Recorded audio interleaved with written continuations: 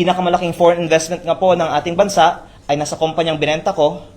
At ito nga po ay pinuri ni Pangulong Bongbong Marcos sa November 2024 sa groundbreaking.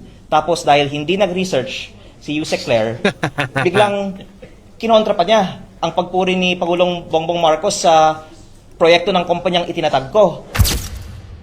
Huwag nyo akong patayin.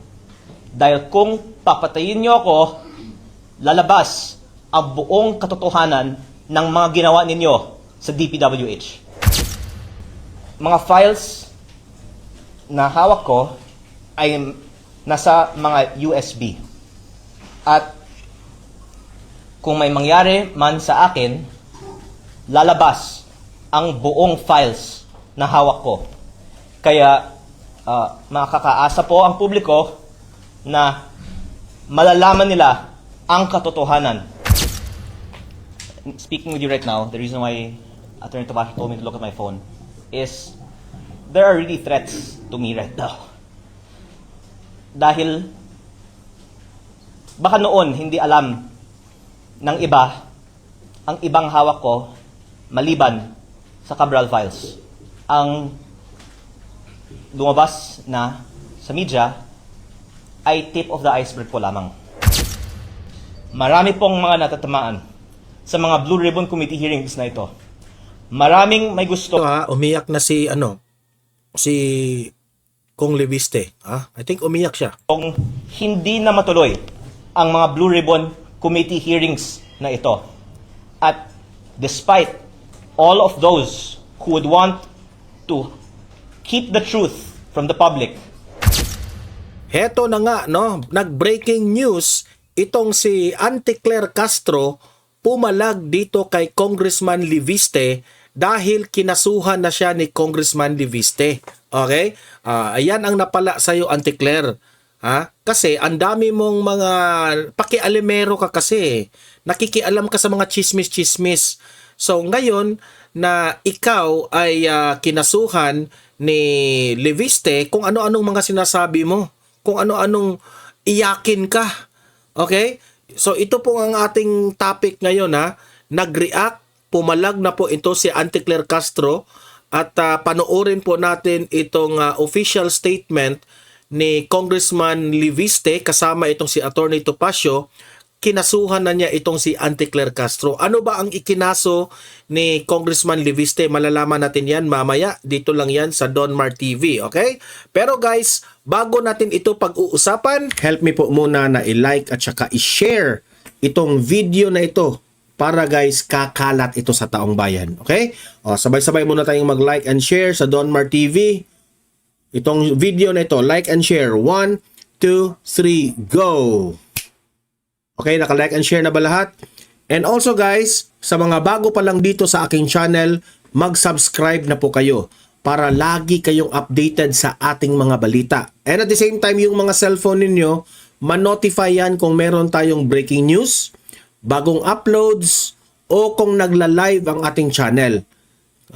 Ma-notify kayo lahat dyan. Kaya mahalaga po na mag-subscribe tayo sa Donmar TV.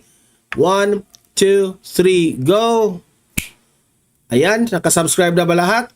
Okay, so heto na nga. Unahin muna natin itong reaksyon nitong si Auntie Claire Castro. Pumalag itong si Auntie Claire Castro. Nag-response kaagad dito sa ginagawa ni Congressman Leviste na kinasuhan siya. Sabi dito ngayon ni Auntie Claire Castro, eto ngayon ang tanong, sino ang tunay na nasa likod ng pagsasampa ng kaso laban sa akin? Sino ang nais na mabusalan ang aking bibig? Sino ang lubos na makikinabang dito? Palace Press Officer Claire Castro. Yan ang sabi ni Auntie Claire. Iyakin ka pala eh. Yan ang hirap sa'yo, Auntie Claire. Ikaw, nung ni-report mo itong si Attorney Trixie, walang laman yun. Ito yung may laman. 'Di ba? Kinasuhan ka kaagad ni Congressman Leviste. Kasi kung ano-anong mga pinagsasabi mo eh. Alam mo naman, Auntie Claire, na itong si Congressman Leviste, ano ito, may prinsipyo ito na tao. Oh, tapos sasabihin mo ngayon, sino ang nasa likod ng pagsasampa? Mga Duterte na naman ang pinagbibintangan mo, ha? Sa palagay ko, Duterte na naman ang kanyang pinagbibintangan dito. Kasi sasabihin mo sino ang nasa likod ng pagsampa ng kaso na ito. Hoy, Auntie Claire, sinampahan ka ng kaso ni Congressman Liviste dahil kung ano-anong mga pinagsasabi mo na cyber libel laban sa kanya. 'Di ba? Yan na hindi na galing sa akin, ha, galing sa balita patungkol dito kay Liviste. 'Di ba? Sa totoo lang, Auntie Claire, hindi po inutusan si Congressman Liviste ng mga Duterte o kung sino man binibintangan mo. Sabi mo pa dito, sino ang nais na mabusalan ang aking bibig? Sabi nito pinatatahimik ka. Hindi ka pinatatahimik. Gusto nga namin yung ingay ka ng ingay kasi nakakatawa ka. Ikaw ang reason na nag-negative ang trust rating ni Bongbong Marcos. Gusto namin na mag-ingay ka ng mag-ingay para ma-emphasize ang laging mali ng administrasyong ito. Totoo yan. Di ba? Yan ang dahilan sa pagbagsak ng rating ng amo mo. Ikaw. Kaya gusto namin na lagi kang nagsasalita kasi ang dami mong mga palpak na mga sinasabi. Ngayon, ito, another na naman itong kapalpakan kasi kinasuhan ka. Di ba? Sabi pa niya dito, sino ang lubos na makinabang dito? Di syempre, taong bayan. Nakinabang ang taong bayan. Kasi ang taong bayan, matutuwa yan na kinasuhan ka. Kasi mahilig ka mambatikos ng mga Duterte. Pero kung iisipin mo, na ginawa ito ni Congressman Liviste dahil may nasa likod na nag-utos dito kay Liviste, wala. Kusang loob yan ni Liviste kasi yung mga statements mo kasi, Auntie Claire, ano ka kasi annoying. Yun ang right word para sa iyo. Annoying ka kasi. Gusto ni kung ano sigurong nakita ni Congressman Liviste na merong mga legal grounds na nilabag mo, karapatan yan ni Congressman Liviste na kasuhan ka. Di ba? Ang bilis ng karma. Ni-report mo si Attorney Trixie nung isang araw, ngayon naunahan ka, kinasuhan ka na ni Liviste. Kawawa ka naman, Auntie Claire. Kasi po, Auntie Claire, ganito yan, no? Nakakairita ka. Nakakairita ka kasi. Ang payo ko lang sa iyo, Auntie Claire, ha? Ano ka kasi, sobrang ingay mo. Sobrang pakialamero ka. Sobrang sausawero ka. Tigilan mo yan. Kasi kung hindi mo titigilan yung bibig mo sa kakaingay mo, sa pagiging dilawan mo, ayan ang mapapala mo. Totoo. Di ba?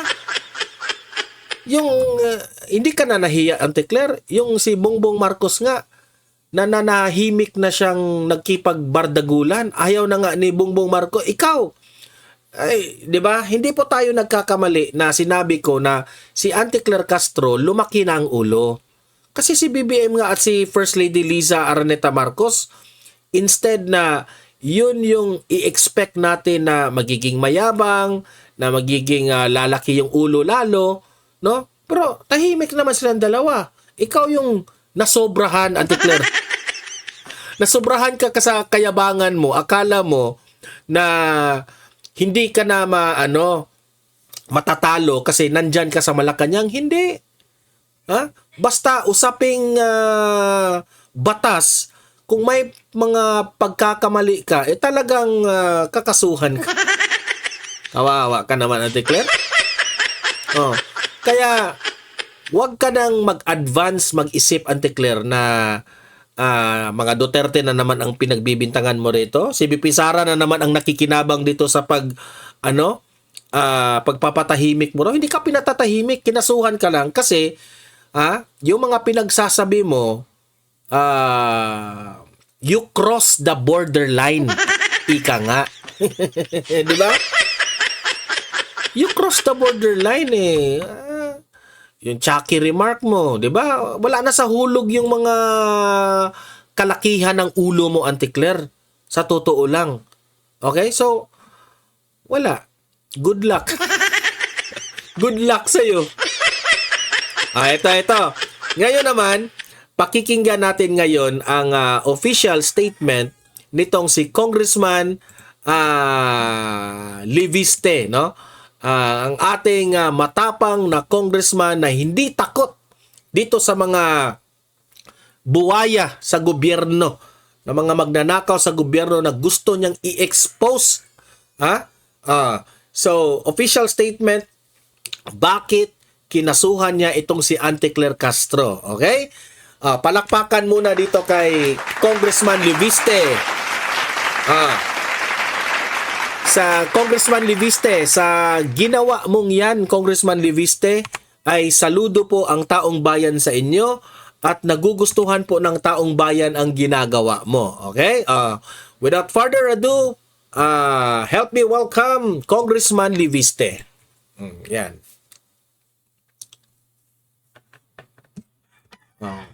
Ito na. Ito na. Publiko na hindi totoo ang sinasabi nila at ito po ay diversion lamang sa totoong issue. At hindi po ako ang nadi-discredit nila. Dinidiscredit nila ang sarili nila. Correct. Kaya pinag-aaralan ko po ang aking mga hakbang at nakita ko actually mabuti pa na magsalita siya kasi wala nang naniniwala sa kanya. Correct. Nag-release na po ng UCC si Yusek Claire Castro and this is the exact quote. Inamin ni Kong Liviste na he is not the owner of Solar para sa Bayan anymore, which has the franchise because he has already divested his shares. He himself is the source. What's your take on this? Ang unang kong sagot ko po kay Yusek Claire Castro, sumagot na lang si Yusek Claire Castro sa korte dahil may kaso na po kami.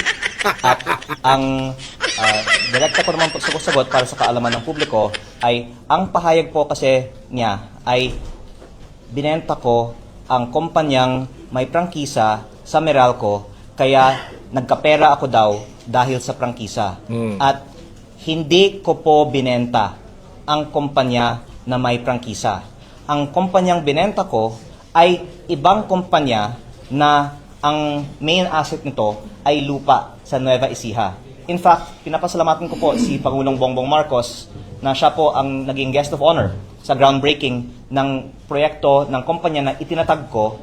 Ito po ang nagpasok ng pinakamalaking foreign investment sa buong Pilipinas sa taong 2025 at sa ngayon ay nag-employ ng mahigit 10,000 ng ating mga kababayan sa Nueva Ecija. Kaya hindi din po totoo na hindi po ako nagde-deliver sa aking mga kontrata. Binenta ko po ang aking kumpanya at yung may-ari ng aking kumpanya, majority stake ngayon, ay nagpapatakbo ng aking kumpanya at matagumpay po ito kasi ito nga po ay pinupuri ng administrasyon. Baka pati si Yusek Claire Castro, pinuri na niya po ang proyekto ng kumpanya na binenta ko.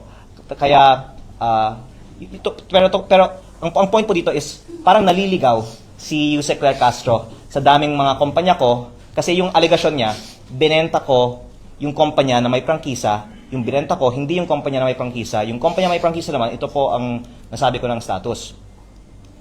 Ito po ay inaprubahan sa 2019 at may dalawa pong probisyon ang prangkisa. Una, para mag-operate, kailangan ng implementing rules and regulations. Pwede pong tignan ang batas na ito mismo. At ang DOE po ang dapat maglabas nito at walang inilabas na IRR ang DOE. Pangalawa, ang franchise na nakalagay naman na kung hindi mag-ooperate for 2 years, ito po ay ipso facto revoked. Ano, attorney, ang ibig sabihin ng ipso facto revoke? By its very fact, automatically. Okay. So, tumigil po ang operation ng kumpanya sa 2022 dahil hindi pa nabigyan siya ng mga permits to operate. Kaya, within 2 years of that, maaari natin sabihin na ipso facto revoked na ang prangkisa ng kumpanyang ito. Actually, nung una kong binunyag ito, baka nagulat si Yusek Claire kasi hindi niya napag-aralan ang batas na ito. Pero ito naman po ay nasa Google. At kung ginawa lang po nila ang kanilang homework at hindi lang po pang social media content ang kanilang mga vlog, hindi na nila sanang sinabi ito at hindi na sila sana napahiya. At dagdag ko din po na ang Kongreso ay nag-aproba din ng isang general law noong 2022 din na may repealing and amendatory clause na nakasaad na ang mga legislative franchise na may kaugnayan sa batas na yon ay thereby repealed or amended. At nakalagay po sa general law na ito na ang mga kumpanya sa sektor na yon ay hindi nangangailangan ng prangkisa. Ang kinalabasan po ng batas na yon ay walang saysay, wala ng visa ang prangkisa na ibinigay sa kumpanya ko noong 2019.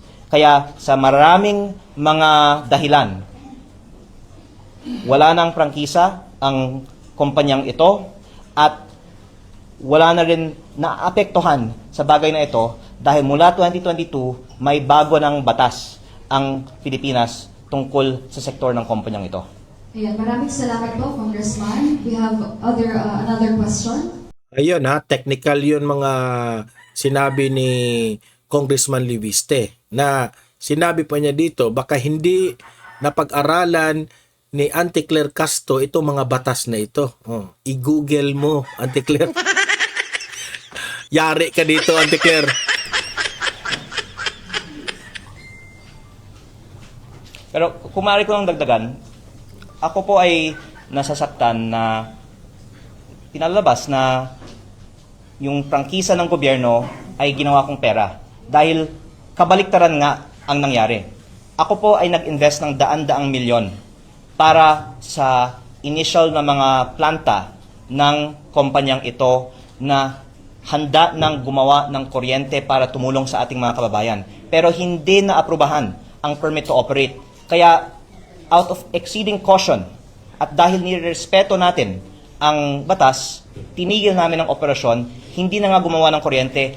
Ang laki po ng lugi ko sa investment na yun. At ang lumalabas, sinabi nila, gumawa ako ng pera at labag ako sa batas. Kabaliktaran nga, nalugi ako dahil ako po ay nagko-comply sa batas.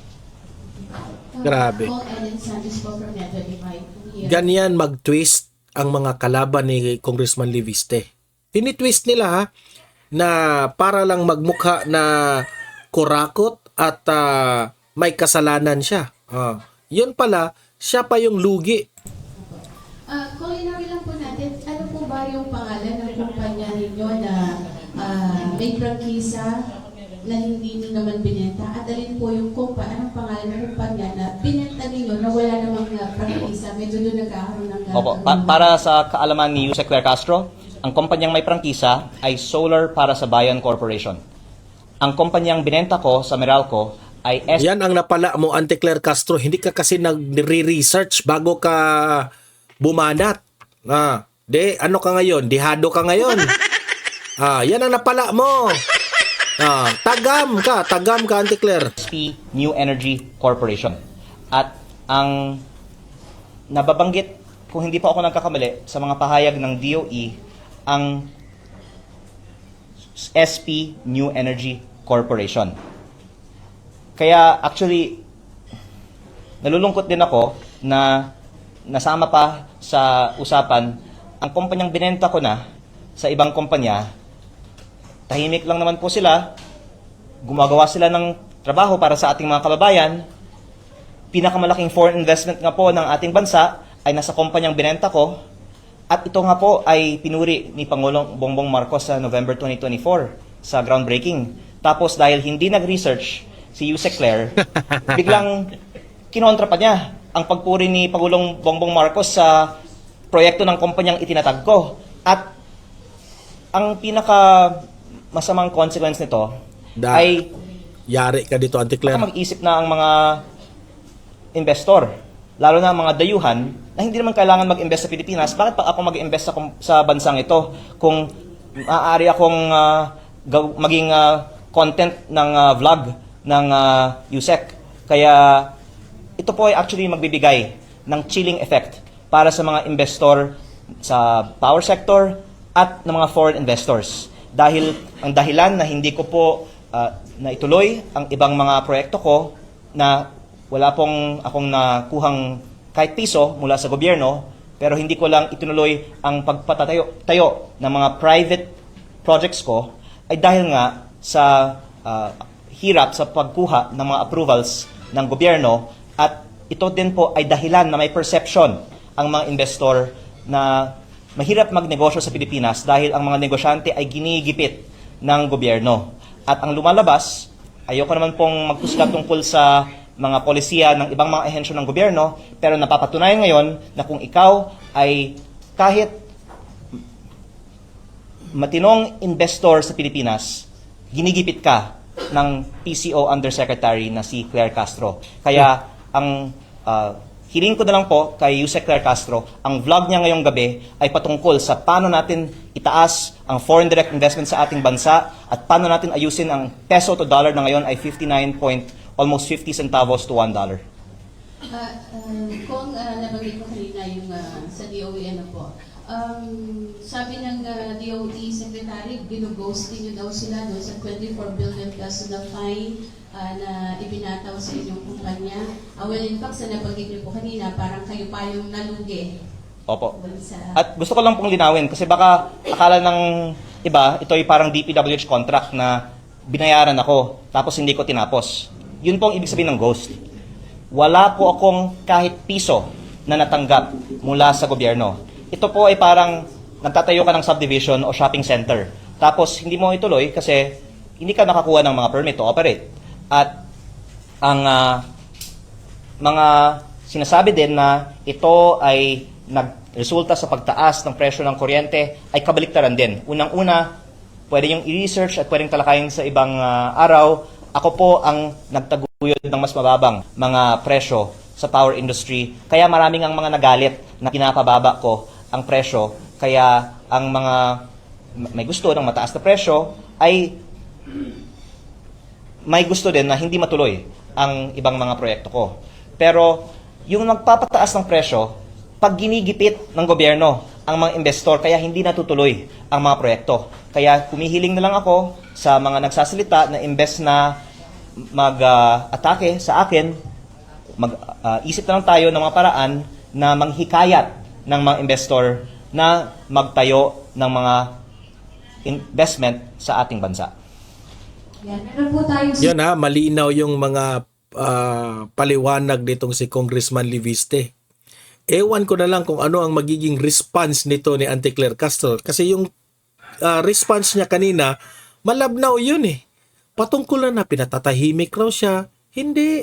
Auntie Claire, nakisawsaw ka, nakialam ka kasi kung ano-anong pinagsasabi mo patungkol kay Congressman Liviste. Sagutin mo itong mga kasinungalingan mo. Di ba? Gumagawa kasi ka na yung kwento eh. Di ano tawag mo doon? Sinungaling. sunod na katanungan. Makikiabot na lang po ng isa po munang mic. Okay po, please go ahead po. Pero lilinawin ko lang po, si Secretary Sharon Green din ay kaibigan ng aking ina. Kaya ang aking mga pahayag po ay directed kay Yusek Claire Castro, hindi po sa aking mga iginagalang na ibang mga kawani ng gobyerno. Sir, the Senate has sent an invitation through the Office of the Speaker for you to attend the Blue Ribbon Committee.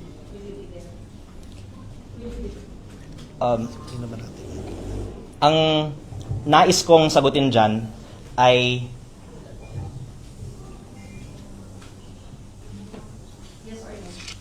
ang nais kong sagutin sana ay sana gulatin na lang natin sila kung darating ako o hindi. Pero, okay, dahil tinanong niyo ako, gusto ko talaga, basta papayagan ako, pupunta po ako. At ako po ay nakatanggap naman po ng imbitasyon.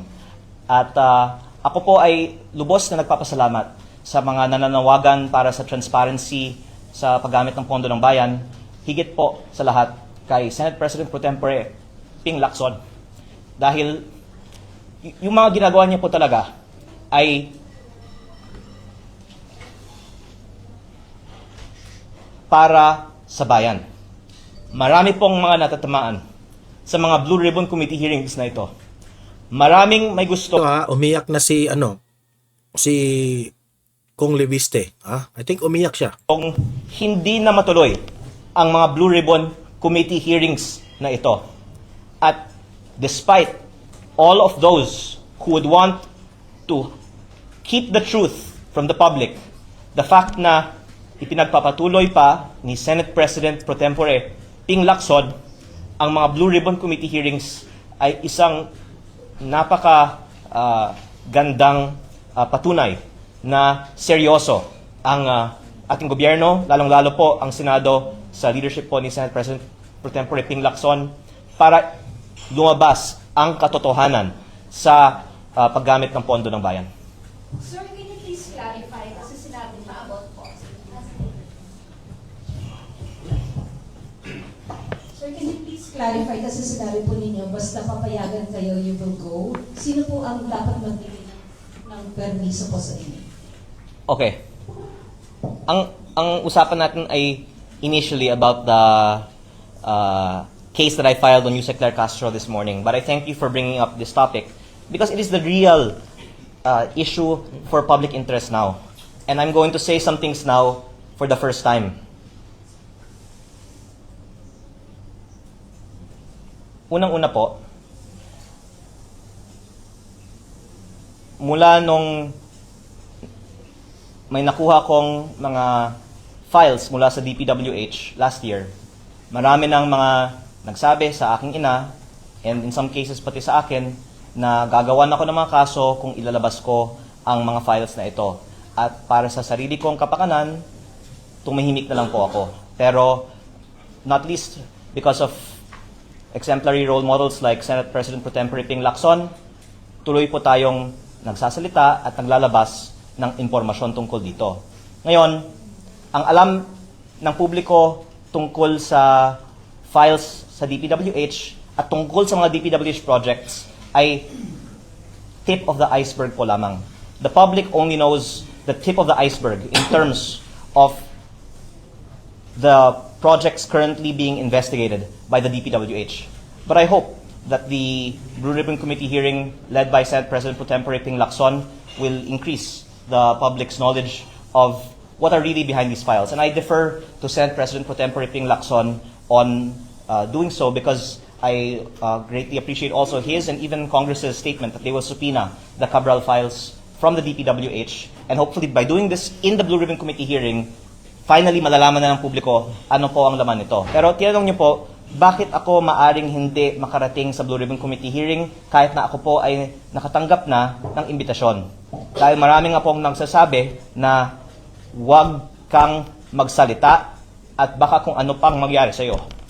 Kaya ang mga files na hawak ko ay nasa mga USB. At kung may mangyari man sa akin, lalabas ang buong files na hawak ko. Kaya makakaasa po ang publiko na malalaman nila ang katotohanan patungkol sa budget ng DPWH at sa mga proyekto ng DPWH. Grabe. Kahit may mangyari sa akin.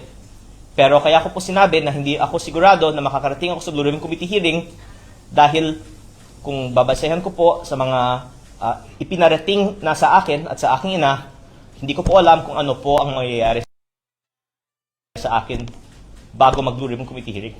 Opo, sir, hindi naman po ibig sabihin that you need to seek permission from the House leadership or the Speaker. Hindi po. Basta ako po ay may imbitasyon. Basta ako po ay hindi patahimikin, nais ko pong dumalo sa Blue Ribbon Committee hearing. Sir, can you please clarify the information that you are still the Vice Chair of the Board of Solar Philippines? Ako po ay may-ari ng Solar Philippines. Kaya ang kumpanyang itinutukoy, una, yung solar para sa bayan, at pangalawa po, ang SP New Energy Corporation, hindi po ang Solar Philippines. Ang Solar Philippines Power Project Holdings Inc., ang holding company ng mga shares ko sa mga ibang kumpanya, kabilang ang minority interest ko sa SP New Energy Corporation. Ako po ay walang management involvement sa SP New Energy Corporation at I believe may komunikasyon ang SP New Energy Corporation sa DOE. Ako po ay hindi nakakatanggap ng mga komunikasyon na ito. So, hindi po kayo involved dun sa day-to-day operations ng Solar Philippines? Opo, pero by the way, ako po ay may SALN. Nakalagay po ang shareholdings ko. At ang SP New Energy Corporation din naman po ay publicly listed company sa Philippine Stock Exchange. Kaya, consistent with our advocacy for transparency, nilalabas naman po natin ang aking mga ownership interests sa mga kumpanyang ito. Hindi po ito controlling interest sa SPNEC. At ako din po ay nag-iingat na umiwas sa mga usapan na makaka-involve sa companies that I have interest in.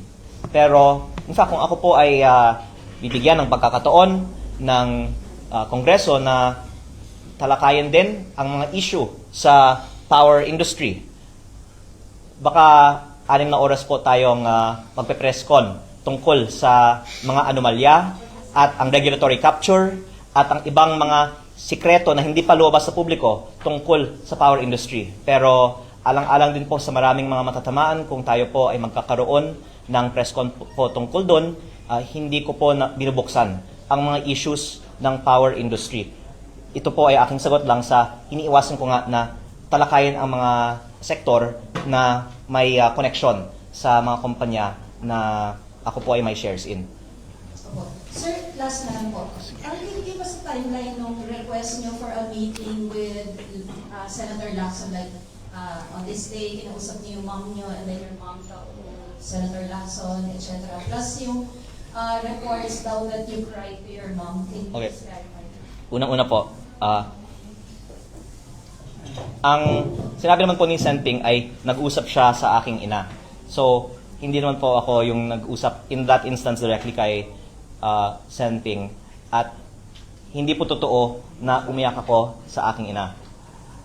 Baka mas totoo po na ang aking ina yung umiyak. Pero ang sinabi naman po ni Senping sa kanyang press briefing ng isang araw ay ako po ay dumadaing sa aking ina. Kung bakit ako ang inaatake kung si Senping din po ay may marami naman din binubunyag. At unang-una dahil si Senping kasi naman ay very senior and highly respected member of the Senate at very well-prepared siya sa kanyang mga binubunyag. Yung unang nabanggit ni Senping ay ang karamihan ng mga miyembro ng 19th Congress ay may mga insertion. Nung nabanggit niya yun, maraming mga nagalit, pero yun ay totoo.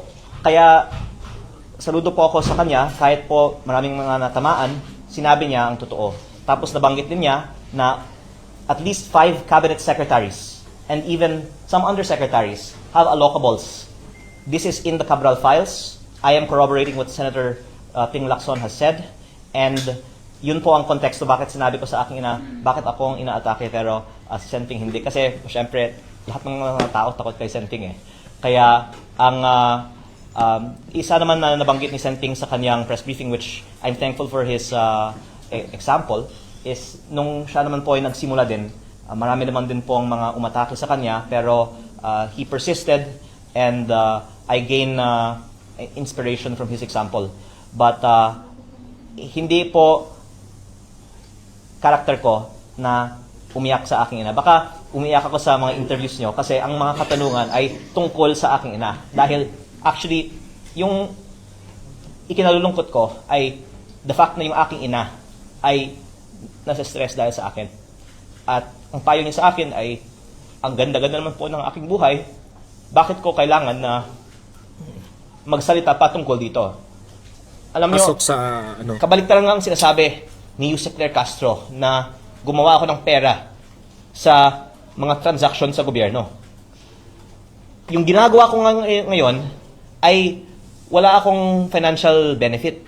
Malaki ang nawawalan sa akin financially dahil dito. Pero ang sana nakikita ng publiko, ang importante sa akin ay hindi ang sarili kong kapakanan o financial interest, kung hindi ang paglalabas ng katotohanan. Pero ang dahilan po na nalulungkot ako ay dahil maraming kumakausap sa aking ina at nasistress siya at pinapayuhan niya ako na tumahimik na lang. Pero dahil sa aking conviction na dapat lumabas ang katotohanan, pinagpapatuloy ko pa ito, pero sana wag na pong ma-stress ang aking ina. So sir, sinabi mo kanina na baka mas totoo na yung aking ina ang umiyak. So, did she write to Senator Lacson or pag kayo nag-uusap? Hindi siguro kasi I think text naman sila nag-communicate eh. Pero Pero pag kayo nag-uusap, sir, umiyak siya sa'yo. hindi naman ko masasabi yan. Pero basta yung nanay ko yung mas naaapektuhan kaysa sa akin. Kasi ako po ay, nabanggit ko naman din sa ibang interview, mahirap na kalaban dahil binenta ko ang aking kumpanya, kaya wala akong kailangang proteksyonan, wala po akong asawa o anak, at wala akong kailangan na pera galing sa gobyerno. Ang gusto ko lang po ay ilabas ang katotohanan at kung aatakihin ako, lalo kong ilalabas ang katotohanan. Sir, how Pero ang aking ina naman, bilang ina, Grabe ang tapang syempre, nitong... matapang talaga itong si Kong Reviste, no? concerned sa kanyang anak. Sir, how do you take yung advice po ni Senator Lacson na wag bara-bara?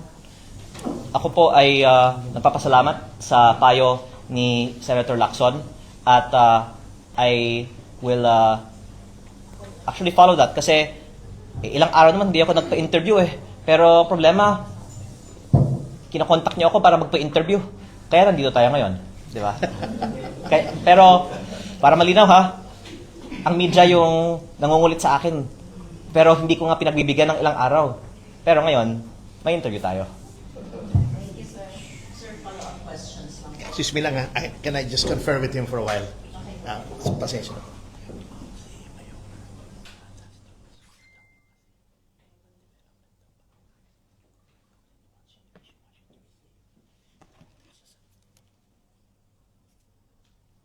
Baka may pa sila. Appointments na dapat nilang pag-usapan. Nag-update lang si Topacio siguro. Sorry Sige, let's assume. Sorry about that. As I'm speaking with you right now, the reason why Attorney Topacio told me to look at my phone is there are really threats to me right now. Dahil baka noon hindi alam ng iba ang ibang hawak ko maliban sa Cabral Files. Ang lumabas na sa media ay tip of the iceberg po lamang. At kung ilabas ko lahat ng mga files na hawak ko, maiintindihan ng taong bayan bakit higit pa sa lahat ng ibang mga target, ako ang pangunahing target ng iba't ibang mga personalidad sa nakaraang mga Grabe. araw at linggo. At the more na inaatake ako, the more na nakikita ng taong bayan na tila may dahilan na nais ng iba na patahimikin ako, at ako naman po ay nakikinig sa payo ni Senator Ping Lacson na wag bara-bara, kaya yung mga hawak kong ebidensya, higit pa sa Cabral Files, ay hindi ko inilalabas. Pero ang taong bayan na mismo ang pwedeng makakita na tila may dahilan na napakaraming mga personalidad ay umaatake sa akin. Kung ako naman po ay walang hawak na damaging evidence, siguro marami naman pong ibang atakihin nila na lang. O maraming ibang mga talakayin nila na lang. Pero ang dahilan na ang daming mga umaatake sa akin ay sa kadahilanan na ang hawak kong ebidensya ay higit pa sa Cabral Files at kung ilalabas ko ito, malaki ang magiging consequences nito para sa ating bansa at dahil sila po ay nagmamonitor sa ating press con ngayon, ako po ay sumusunod sa payo ni Senator Ping Lacson na wag bara-bara. Basta wag nyo akong patayin. Dahil kung papatayin nyo ako, lalabas ang buong katotohanan ng mga ginawa ninyo sa DPWH. Grabe. Ayan po ha. So, nagpapasalamat po tayo dito kay Congressman Liviste for being brave, no? For the Filipino people. At yan, nabanggit nga niya ang highlight, huwag nyo akong patayin kasi kung patayin nyo ako, lalabas ang lahat ng katotohanan. Kasi lahat ng inilabas niya sa media is just a tip of the iceberg daw. Ito ay isang revelasyon dito, bagong revelasyon ni Congressman Liviste. So anong masasabi nyo dito sa pinakabagong statement ni Cong Liviste? Kayo nang mag-comment, mag-react sa comment section. Ano ang opinion ni dito sa administrasyong ito? Okay? So guys, paki-comment, babasahin natin yan sa comment section. Paki-like, paki-share itong video na ito para guys kakalat ito sa taong bayan. At mag-subscribe po kayo sa mga bago pa lang dito ha. Libre lang ang mag-subscribe, walang bayad yan para lagi kayong updated sa ating mga trending na balita. Okay? See you in my next video. Have a great day. Have a great night. God bless po sa ating lahat. Mabuhay ang Pilipinas and God save the Philippines.